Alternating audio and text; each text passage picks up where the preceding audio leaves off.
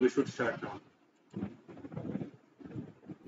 Okay, so I'm starting. Good evening, everyone, and thank you for joining with us in this webinar. Today, I will share my knowledge of solar activities and sunspots and solar flares with you in this webinar. So the title of this webinar is Solar Activity, Flares and CME, Coronal Mass Ejection. So today in this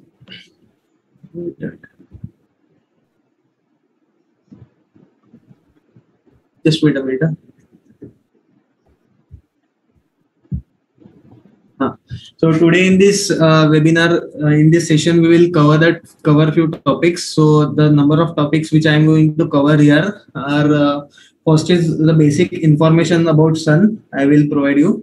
Then the solar cycle, what is solar cycle and all that. So to understand about solar flares, sunspots, and further solar activities, when we must understood what is solar cycle. Then we will move towards solar flares, that what are solar flares and how they form. Then we'll move towards sunspots, what are sunspots and formation of sunspots. Then coronal mass ejection or CME. Then last topic, the effects of solar activities on earth, which means that all the solar activities which we study today in this session, what are the effects of such solar activities here on earth. So this last topic will cover by my friend Rohit. So starting with the first topic, the basic information about sun. So as you all know, the sun is the only star or only parental star of our planet, which is located at the distance of 14.9 crore kilometer, or the distance is also known as 1 astronomical unit. The surface temperature of sun is 5,505 degrees Celsius or 5778 Kelvin. This is the surface temperature of the sun. So sun has different layers. As we will study sun in deeper, so we have to know about the different layers of the sun. So the first layer we will study is photosphere. The photosphere is basically the visible part of the sun which we see. The photosphere which emits the light. So the photosphere, the layer is 250 miles thick, and this layer has a temperature ranging from 6,500 Kelvin at bottom and 4,000 Kelvin at the top. Means at below the level 250 miles, the temperature is so the temperature varies from below to up. Sorry, temperature below is greater and up the temperature on the surface is low. So after photosphere, the next level is chromosphere. The chromosphere is the layer just above the photosphere. The chromosphere is above 1,300 miles above the photosphere, and the temperature in the chromosphere increases from 4,000 Kelvin at bottom, and as you go towards the higher altitudes, the temperature will be 8,000 Kelvin. Then comes the transition region, which is the transition region is the region of 60 miles thick, which is a very narrow region, and here the temperature again rises from 8,000 Kelvin at below to 5 lakh Kelvin at top level. And finally, there is a last and outermost layer which is known as corona. The corona means the atmosphere of sun. So the atmosphere of sun is known as corona, and it is 1,300 miles above the photosphere. And corona is the outermost layer of the sun, and it is the atmosphere of the sun. And very interesting part of the corona is that it has a temperature of 5 lakh Kelvin to few million Kelvin, which is far greater than the surface temperature of the sun. You will be shocked here. Surface temperature of sun is very less than that of that of its atmosphere. This is because the solar flares and the nanoflares which occurs on the surface, they erupt they eject their gases, their energy in the atmosphere of which is known as corona of the sun. So that's why the corona is more hotter than the surface of the sun. But ultimately, this exactly why it is hotter is still unknown. This is a prediction, but in coming years it will be known to us. So the so all the people which are attending here, if you have any question or doubts, you can comment in the comment box. So next topic we will cover is solar cycle. Solar cycle is a cycle of sun from which the sun's magnetic field goes through approximately 11 years. So basically, the solar cycle is of 11 years, and during this solar cycle, this 11 years of span, the sun switches its magnetic field completely. Means the north pole of sun's magnetic field becomes south pole, and south pole becomes north pole during this 11-year cycle. And solar cycle affects the activity on surface like sunspots. So during this solar cycle, there is solar activity on the surface, and counting number of sunspot astronomers track the solar cycle. This point I will explain you in next slide. So here are the stages of solar cycle. So at the beginning of solar cycle, it is a solar minimum. During the solar minimum, the activities on the sun, solar activities are very less. The number of sunspots are very less at the beginning. Then, as it reaches to solar maximum during the middle time of the solar cycle, the number of sunspots increases. The solar activity increases, sunspots and solar flares and CME eruptions, etc. And again, it approaches towards the solar minimum at the end of the cycle. So this is the stages of solar cycle, and astronomers counts the number of sunspot to track the solar cycle, which means that after knowing how much sunspots are coming regularly, astronomers came to know that which stage of the cycle is going on. So during the solar cycle, there are giant eruptions occurring on the sun. Just wait a minute.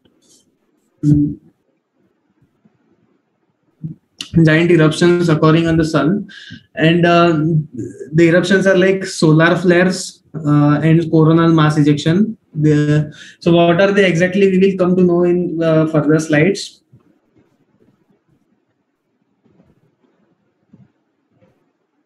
Just wait. Okay, so effects on earth by solar activity. So there are various effects. First is aurora, which is also known as northern lights. The on the north, in the polar regions of the earth, there are northern lights which people see normally. They are known as auroras, that are formed by the solar activities only. But how, we will come to know in further slides. Then solar activity can also impact radio communication, because during the solar activity, high energy charged particles are released, due to which they can affect the communication systems on Earth, because they can affect the satellites orbiting on the Earth. Then it can also affect the power grids on Earth. Then next is they are also danger for astronauts working in space, in ISS, etc. So coming to the next topic, which is known as solar flares. Solar flare is a sudden flash of increased brightness on the sun observed near its surface in its close proximity to sunspot group. The solar flares are basically the flashes which are seen on the surface of the sun, bright flashes.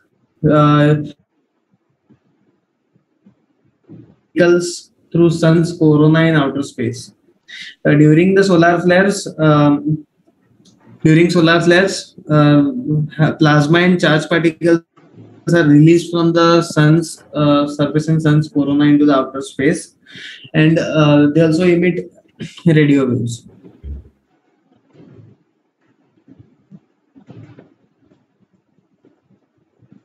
Solar flares emit an average amount of energy is 10 raised to 20 joules. To give it an idea,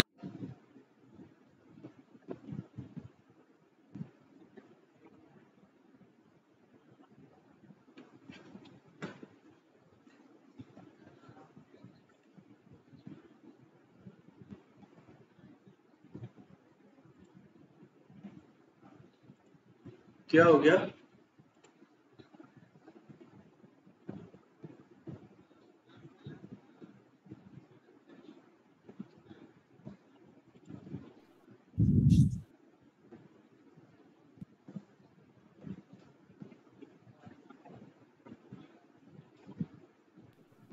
There might be network interruptions.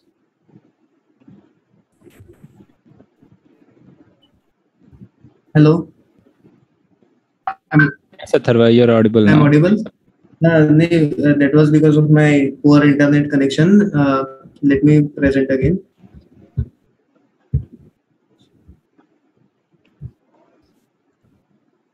Atharva, हाँ, 1 minute रुक जा, अभी ये timer का हाँ, issue, तो ये खत्म ही हो रहा है, तो हम डिस्कनेक्ट करके फिर से हो जाते हैं फटाफट। ठीक है? Okay. Okay, everyone please. Okay.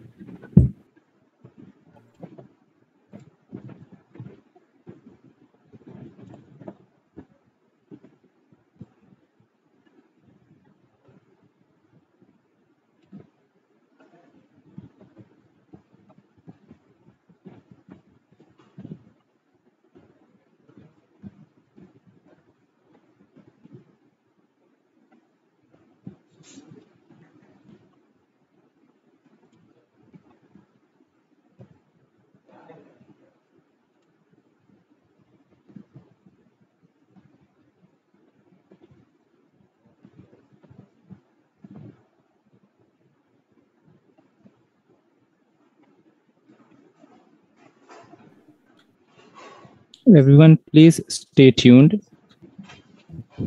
Atharva will share his screen. Okay. Sorry for this. Atharva start कर दे प्लीज. Okay, host. हाँ. अच्छा, मैं कर नहीं सकता, मुझे होस्ट बना so that I can कर ले share my screen. Hello जय. कर दे तेरा होगा शेयरिंग कर दे. हाँ, okay.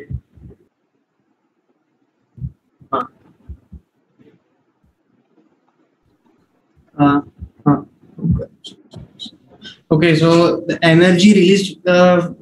So during energy released during the solar flare is equal to 10 raised to 20 joules. So if I give an idea of how much amount of energy is, so if you explode millions of 100 megaton hydrogen bomb at same time, then that energy will be equal to the energy released during the average solar flare. So you might be thinking that this energy is too much. Yes, it is. If you take this energy to power the city like Mumbai, it will power the city for millions of years. But this amount of energy is only the 1/10 the energy emitted by sun every second. So this much amount of energy is released from the sun. It is too much also, but in terms of some conditions, it is too less also. So history of solar flares. The solar flares were first observed by Christopher Carrington through his telescope in the year 1859, and he described solar flares as localized visible brightenings of small areas within a sunspot group. So this is the Richard Christopher Carrington. He was the first person to observe solar flares through his telescopes, and he also mentioned that these were the brightenings of visible brightenings of areas. So means flashes on the surface. So coming to the next topic is formation of solar flares. So the formation of solar flare, actually this is not completely known. There are predictive theories based on the observations of various solar observatories. So solar flares are formed due to the reconnection of magnetic field on the surface of the sun. So to explain this, take a look on this picture, left hand side of this left hand side picture, and there is a U-shaped thing which you can see in this picture. So this is a magnetic lines, magnetic field on the surface of the sun, and the radiative part is a hot plasma and charged particles traveling in the form of loop through these magnetic fields. So sometimes what happens during solar flares, which are sunspots which are there in the active regions, within the active regions on the sun, this magnetic field sometimes, take a look on this picture downward, this sometimes merge from this side, and due to the merging, this process is known as the magnetic reconnection. These two ends merge together, they join together, and as they join, a tremendous amount of energy is released, because the magnetic energy which is present here gets converted into kinetic energy, and lots of amount of material is ejected from this area, and due to which a solar flare occurs. You can see in this above image that how these two things merge here, two points merge here, and due to which this material is ejected from the sun, and the explosion occurs, which is known as solar flares. Solar flare also occur due to the merging of two different magnetic fields, as you can see in this picture. In the first A picture, these two comes together, then here they merge together, then here the magnetic energy converts into kinetic energy, and it ejects the material in upward direction, and it is ejected from the surface, and the solar flare is occurred. So solar flares are classified into 5 categories: A, B, C, M, and X. Sorry, here A is not present in this picture because I didn't get image of this A1. So these are classified in A, B, C, M, and X. So according to their powers. So on the solar flares which are the A category are less powerful. Then as it approaches on B, they are more powerful. Then C are more powerful. And finally M and X are the most powerful solar flares occurred on the sun. So, and these 5 categories are again classified into 10 subcategories. Like if there is a there is a B category, so there are B1, B2, B3 up to B10. These lines which you are observing here, that are the categories, subcategories of this B category. So B, C, M, and X. There are X1, X2, X3 like this. So in this downward table, you can see that A class of solar flare has the magnetic flux of -10⁻⁸ to 10⁻⁻7 Weber per meter square. Then as it goes towards B, C, M, and X, the magnetic flux increases, which means that there are more powerful solar flares. And this data is collected by the GOES spacecraft, this geostationary operational environmental satellite spacecraft. Detects the X-ray signals coming from the sun, and according to that X-ray signals, that 0.1 nanometer to 0.8 nanometer soft X-ray signals, and they are classified according to these categories of A, B, C, M, and X.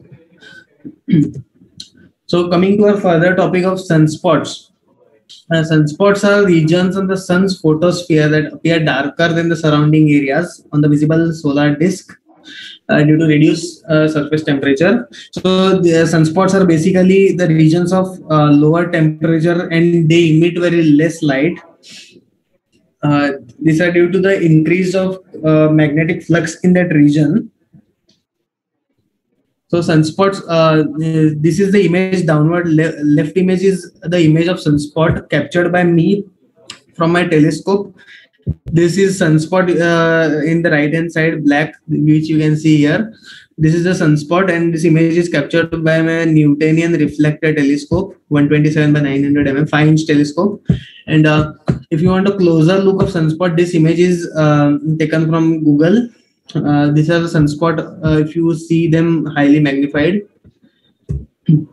Then you might have questioned that how big are these sunspot? In this image, left image which I had captured, you will see that sunspot is a tiny small dot-like appearance. But how big are they? If I give you an example, so this is a sunspot, and you can see in this picture, this right hand side, there is a Earth, and it is shown that size comparison of that sunspot compared with the Earth, size of Earth. So there are sunspots bigger than the size of Earth. This image is captured by Heng Yi Observatory in Malaysia on November 29, 2020. The name of sunspot is AR2786. So the history of sunspot, sunspot was first observed by English astronomer Thomas Harriot in the year of 1610. Later, Galileo has also observed the sunspots, but Thomas Harriot was the first person to observe, so he has given the credit. So this is the image of this is a drawing of sunspot which he had drawn at that time. So there were no cameras during those periods, 1610. So he had drawn the image of sun, and the sunspots are mentioned here. So understanding sunspots in more detail. So sunspots, there are two regions in the sunspot. One is umbra region and another is penumbra region. The umbra region is a darker part in the sunspot, and penumbra is the fainter part, which you can see the center region. There is umbra, which is darker part, and then the penumbra is little luminous. It emits little light, and the sun temperature, surface temperature is 5778 Kelvin or 5505 degrees Celsius.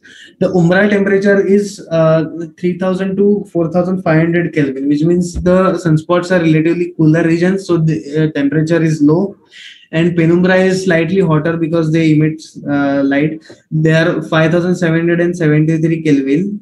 The difference is that the magnetic lines on the umbra region are perfectly perpendicular to the umbra, but the magnetic lines on the penumbra part are slightly inclined.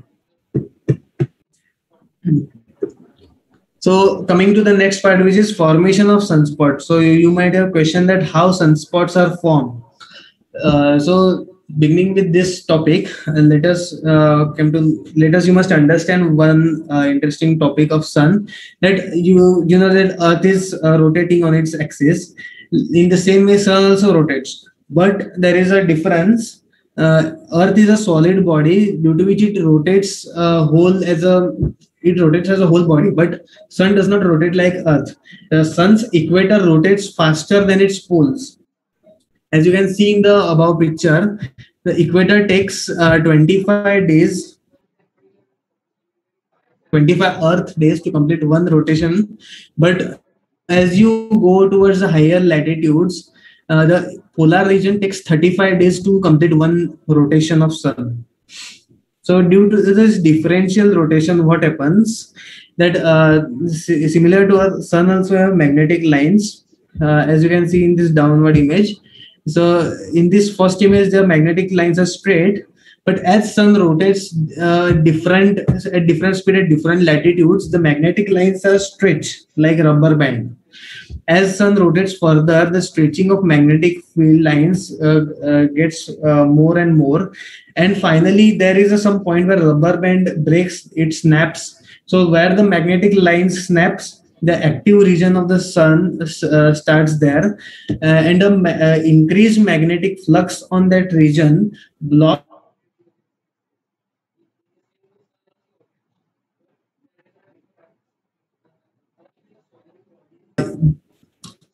increasing magnetic flux. The magnetic lines break, and the kinetic energy is released from that surface, and the material is ejected from that region. And due to which this region is cooler relatively to the other part, and the increased magnetic flux on that region blocks the heat and light coming from that surface. So this is how sunspots are formed. So astronomers have seen that during the early period of solar cycle, sunspots appear at higher latitudes. But as the solar cycle approaches at solar maximum, sunspots move towards the equator region of the sun. So this is how the sunspots are formed. Coming to the next topic, which is known as coronal mass ejection. The coronal mass ejection is basically the release of plasma material from the sun, accompanying magnetic field. So coming to the CME, coronal mass ejection, the CME. So we have now come to know that solar flares appear as flashes on the surface of the sun, but CME are observed as loops or bubbles of dense plasma which move away from the sun. So basically, CME are like the cannonballs which eject from the cannon, like balls of plasma which eject from the surface of the sun.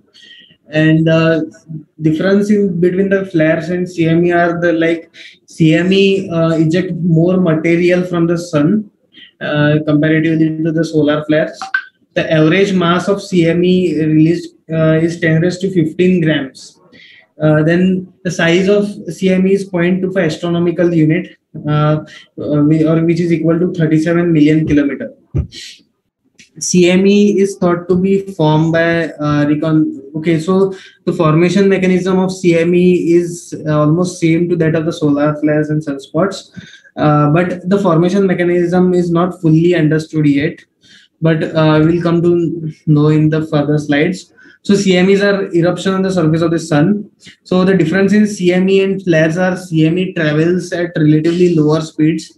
The solar flares, the material which is ejected from the solar flare travels near to the speed of light, but the material which is ejected from the CME travels at a speed ranging from 250 km per second to 3000 km per second. So during the solar maximum period of solar cycle, as we have studied about the solar cycle in that slide, in the back slides, this solar maximum, during solar maximum, 3 CMEs occur every day, but during the solar minimum period, only one CME occurs in 5 days. So CME can take days to arrive on Earth due to their low speeds of traveling. Then yes, as we have discussed that CME is released from the sun's corona, whereas flares are released from the sun's chromosphere. CME is ejection of mass from interior, but till it gets ejected and interacts with corona, it is difficult to observe. So CMEs are difficult to observe. And as we had discussed earlier, the CME carries more mass compared to the solar flares. So the formation mechanism of CME is similar to that of the solar flares. It is due to the twisting and reconfiguration of magnetic field lines due to the differential rotation of the sun and due to the magnetic reconnections. And due to this process, a huge amount of plasma is ejected from the sun, but the process is still unknown for scientists. In further years, we'll come to know how exactly CME occurs, but the study is still going on. So there is an instrument which is used to observe the CME of the sun. So during the beginning of the slides, we had discussed a different layer of sun, and in which I had given you. In which I describe you about the corona of sun, which is the atmosphere of the sun. So atmosphere, the corona of the sun is visible to the naked eye, but the intensity of sun's light is too much that it is nearly impossible to observe.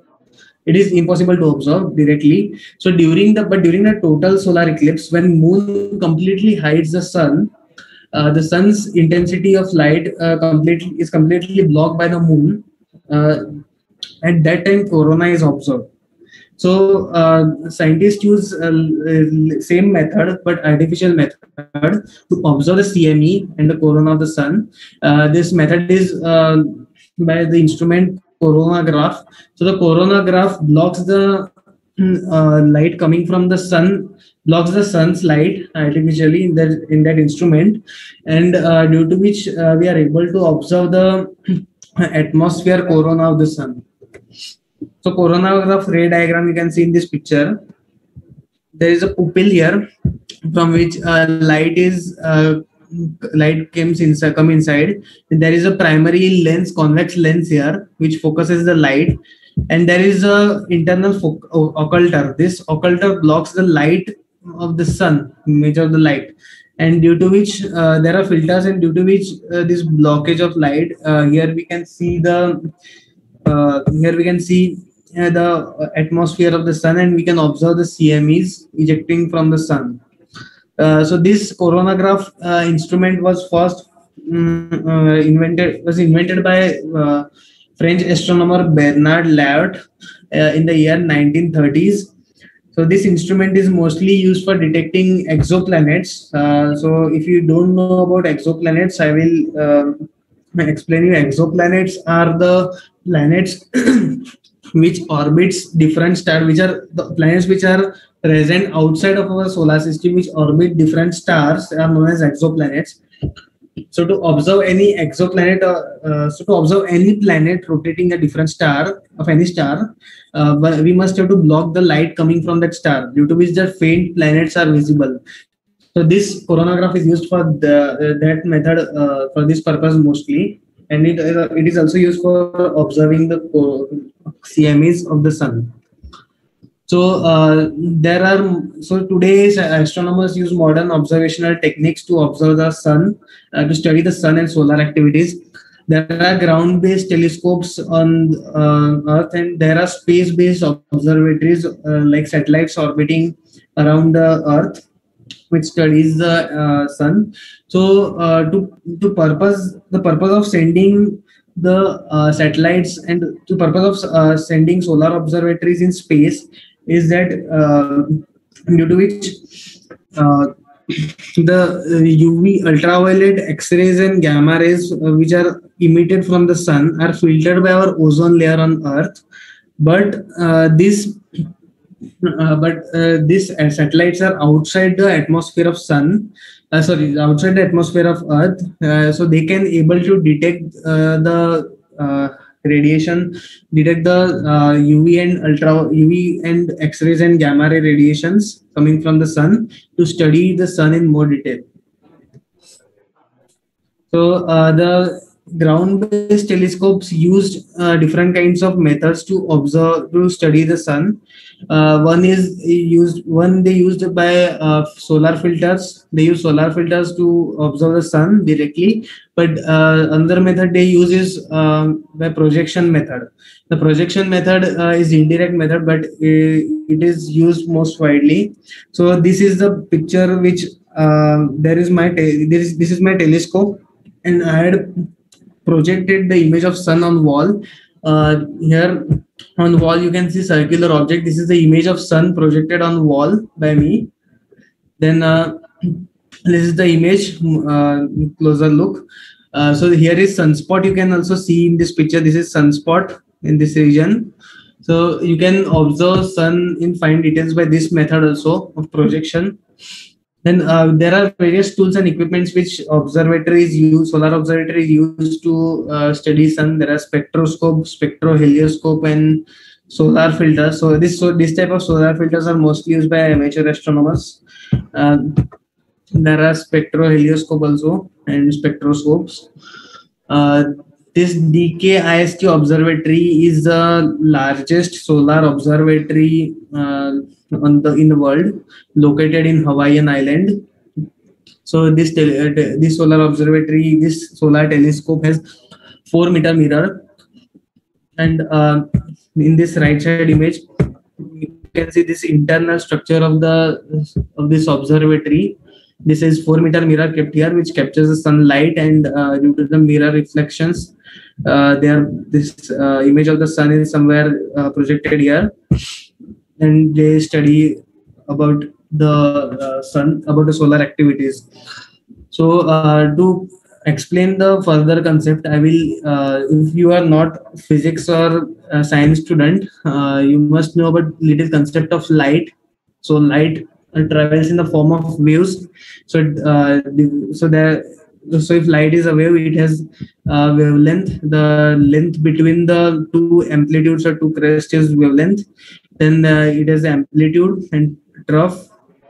So different wavelength of light produce different colors in visible spectrum. Then this is a visible spectrum which we can see. As you can see, that violet color has 400 nanometer of wavelength, and as you go towards the red, wavelength increases up to 780 nanometer. And further in this red, if you go further beyond the red, there is infrared, and further beyond the violet, there is ultraviolet. So here is the full spectrum of light, in which the visible spectrum is located here. As you go further on the visible spectrum, uh, there are radio waves, the longest wavelength. Then there are microwave, the wavelength reduces and frequency increases. Then infrared, then visible spectrum, then ultraviolet rays, then X-rays, then gamma rays. The gamma rays are highest frequency rays with lowest uh, wavelength. So these solar observatories, which are located in space, the satellites like Solar Dynamic Observatory and Solar Terrestrial Relation Observatory and Solar and Heliospheric Observatory. This observatory studies sun across various wavelengths of light, as we had discussed earlier, all from uh, across the higher frequencies from UV to gamma.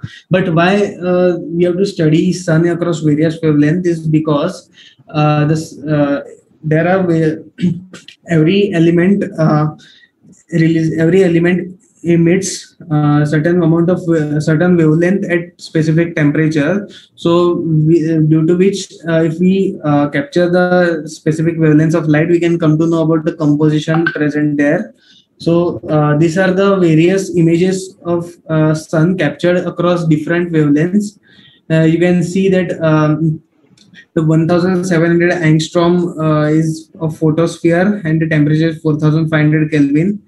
As we observe sun across the higher temperature, the wavelength decreases. We have to observe it in higher frequency. Then on 304 angstrom, the transition region can be seen. So, and to observe the corona, we have to go further of 193 angstrom. Then and further as temperature increases, the wavelength also decreases and frequency increases. So different wavelength of light gives different pictures of sun of different layers. So at 10 million Kelvin, we have 131 angstrom. There are flaring regions. Sorry, uh, flaring regions. So these images are captured by Solar Dynamic Observatory, which is orbiting. Uh, and further, there is you can take a screenshot that which wavelength of light emits, which wavelength of light is emitted from which surface, which layer of the sun. And this entire information I had get from this website. I will paste this website on comment section so you can get it. So here my session ends about this solar activity, and further Rohit will explain you about the effects of solar activities on Earth. So this is my Instagram account. You can follow me. I post various astronomy related facts here. Thank you very much. Yeah, thank you, Atharvas, for explaining solar flares and solar storms in such a great detail.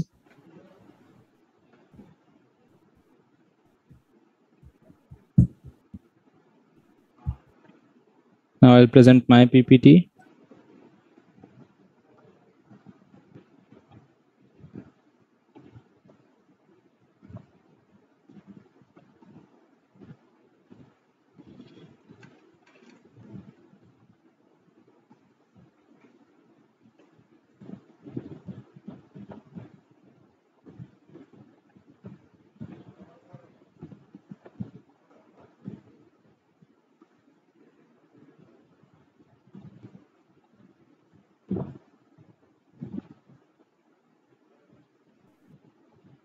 Hello, am I audible? Yes, you are audible. Okay. Yeah, thank you, Atharva, for explaining everything in such a great detail. The topics that I will be covering now is the effects of solar activities on Earth. That is, how does this CMEs and solar flares affect us or our lives on the Earth? So now you already understand the concepts of solar winds that Atharva just explained.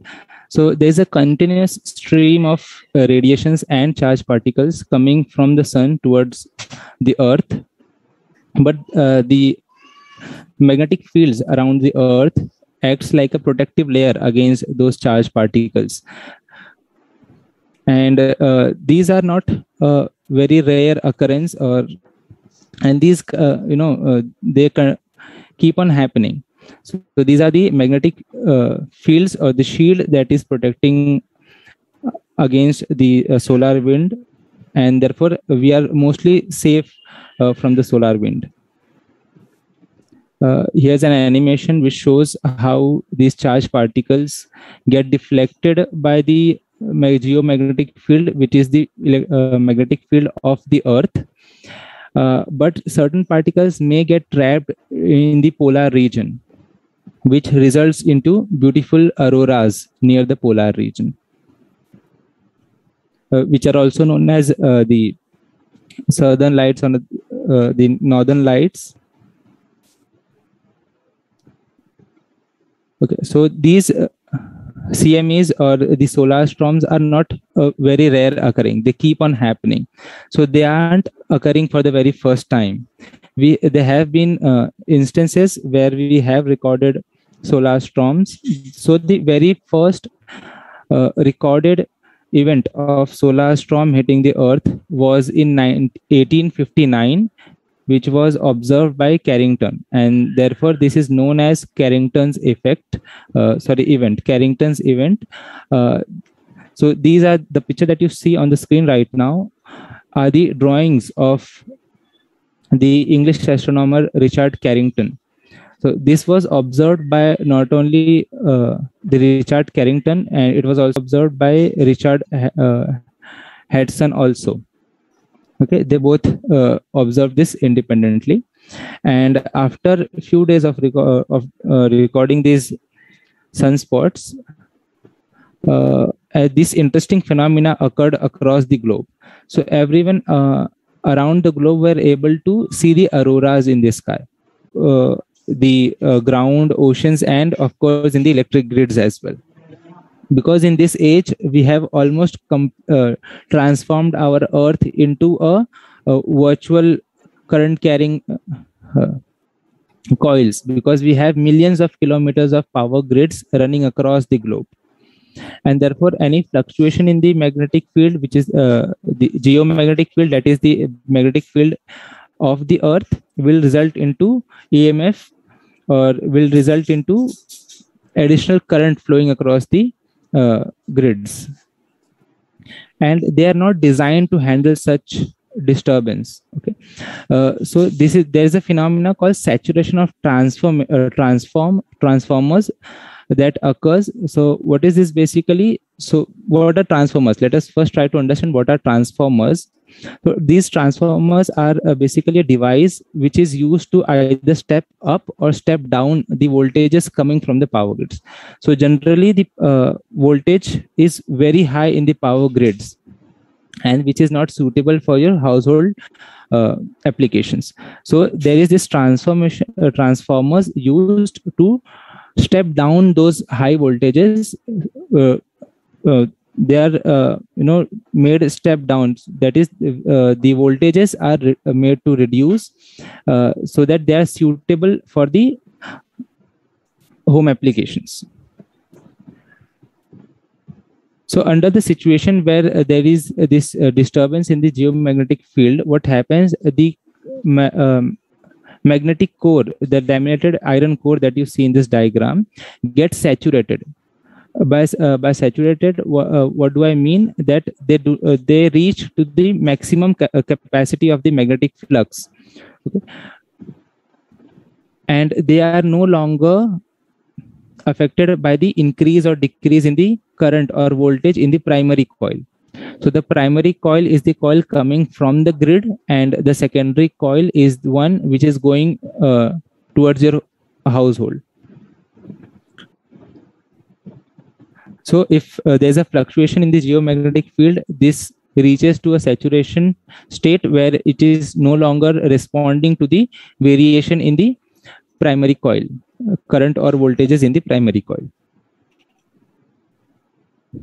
So which causes into alteration in the power grids, voltages, fluctuations in the voltage of power grids, which lead to these electromechanical relays to disconnect the transformer from the power grid.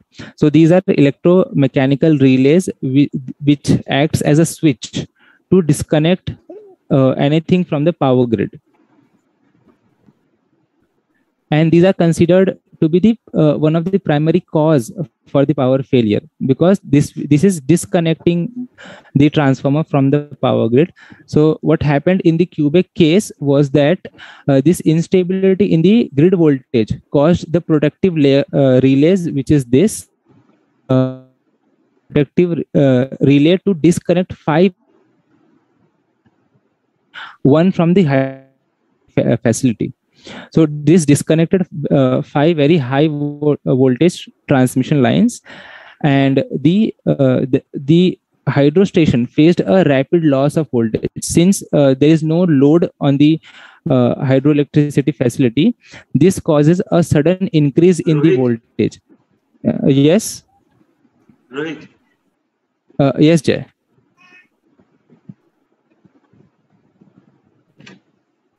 Jay, am I audible? Yeah, Rohit just said we have to connect again.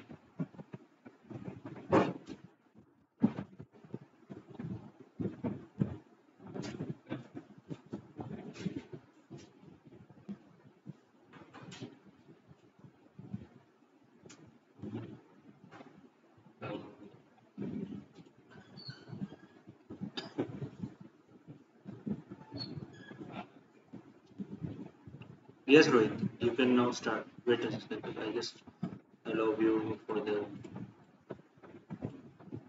Yeah, you can now share.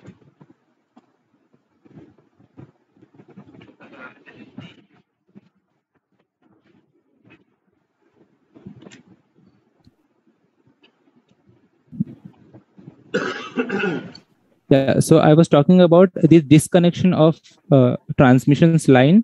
So in the Quebec case, what happened? These instability in the grid voltage caused the protective relays to disconnect 5 very high voltage transmission lines, including the one from the hydroelectricity plant that they had. Now, this caused a rapid loss of load in the hydro station.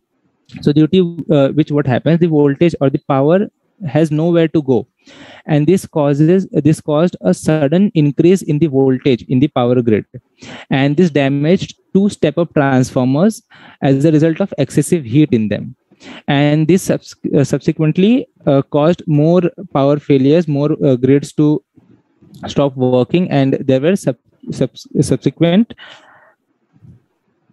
failures of power, and this led to the entire country to be in blackout for 12 hours. Now, the next very important question is, how can we protect ourselves from these kind of incidences?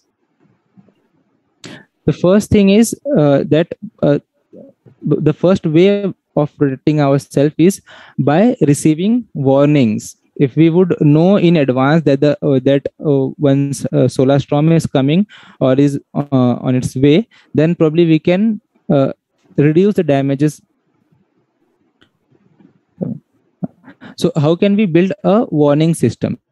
So in the solar system or near the orbit, Earth's orbit, there are certain points which are known as Lagrange's point. Lagrange's point are stable points or some spot in the space where you can have a very stable location where you can put your satellite in. So these L1, L2, L3, L4, and L5, the points that you see in the diagram are Lagrange's point. So satellites which are at L1, okay, these will receive the same CMEs prior to Earth. Okay, and one more thing you should know, that the CMEs, the coronal mass ejection, that is the mass coming from the sun, are not traveling at the speed of light. Earlier it was thought that these also travel with the speed of light, and therefore we cannot have an advanced alerting system, but which is not the case. These CMEs travel around 0.15% speed compared to the speed of light, and this gives you around a few hours of advance warning before the storm hits the earth. And these even few hours of time can be very crucial to save lives, especially in the applications. Okay, I'll cover this point in the next few slides. Okay, another way you can predict is by observing the sunspot. So these are the sunspot from I think these recordings are from 2012. So by observing these sunspots, you can predict if a solar storm is about to hit. As Atharva explained very nicely, that these storms don't suddenly pop up. They come before coming these storms. There are these spots, sunspots, which are occurring near the equator. Therefore, if you're taking if you're keeping a track of these spots, you can predict if a storm is about to hit. Yes, now GPS is another very important infrastructure for today's civilization, because many systems like airline industries heavily dependent on GPS systems, and these solar storms can affect these GPS system adversely, because they will affect the ionosphere through which they are sending the signals towards the earth. And therefore even a few hours of advance warning could save millions of hundreds of lives by managing the system. Certain industries, as I explained you, that these airline industry is heavily dependent on GPS system. If the GPS system stop working, you may have many planes crashing. Yes. Now, another important step that we can take to protect ourselves from such power failures is by improving our power grid infrastructure. And what are those improvements that we can do? Is this first thing is that we need to replace these electromechanical relays with modern technology. That is, these modern relays use digital technology. They have microcontrollers in them, and they are programmable. Your electromechanical relays are not programmable, and therefore they are not very useful in certain situations where you want to program your relays. Okay, but these electromechanical devices, these electromechanical relays are still in use because they are more reliable and more durable. They have more service life compared to these digital ones. But the technology is still refining, and there are replacement that is happening in certain countries. So the countries near the northern North Pole are more susceptible. Therefore, they are implementing these relays in their power grids. And another way to block these kind of unexpected current is by using capacitors. Now, these capacitors are very interesting device. They block DC current because they do not physically connect the circuit. They conduct the electricity by inducing current on different plates.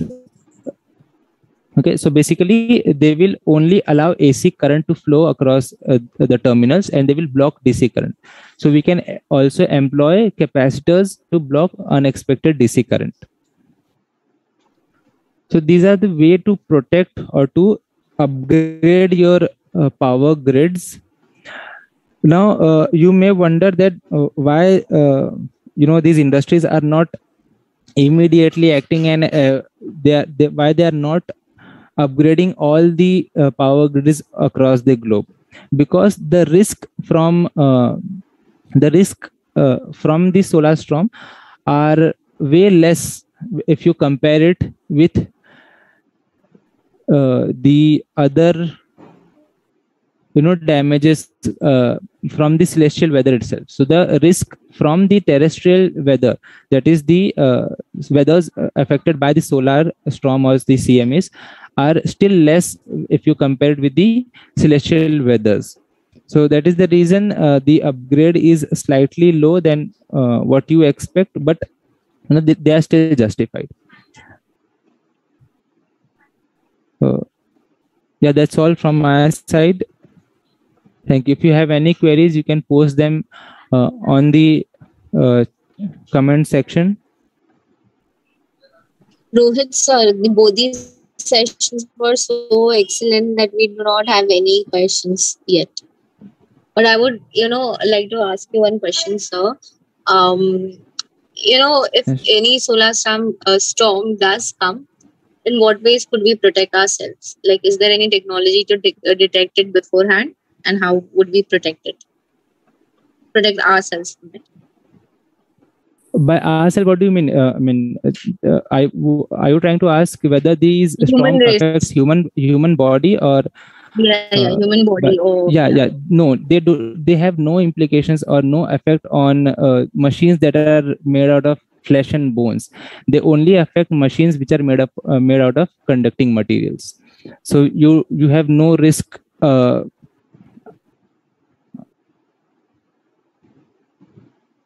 Yeah, you have no risk if you consider solar storm hitting you directly.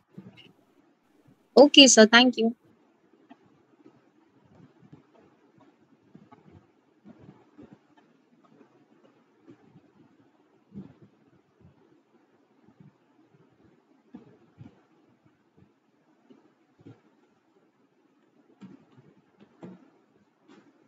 Okay, so I think we have completed whatever we should have to. And am I audible? Hello, am I? Yeah.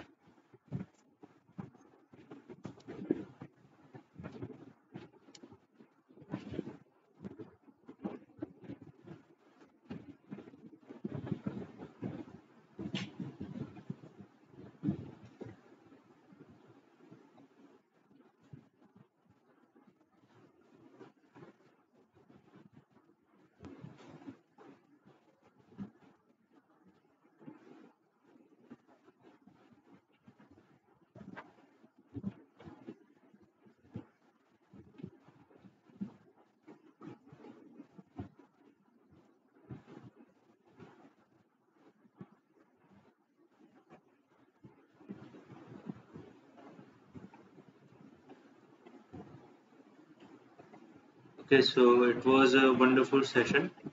And thank you so much, Atharva and Rohit, once again. Uh, any further questions? If you guys have any further questions, then you can mail us, or you can directly text us on our WhatsApp number. We have created a WhatsApp group too, in which you must be there. So you can directly ask us anytime, and that's all for today. So thank you so much again, Rohit and Atharva, for such a wonderful session.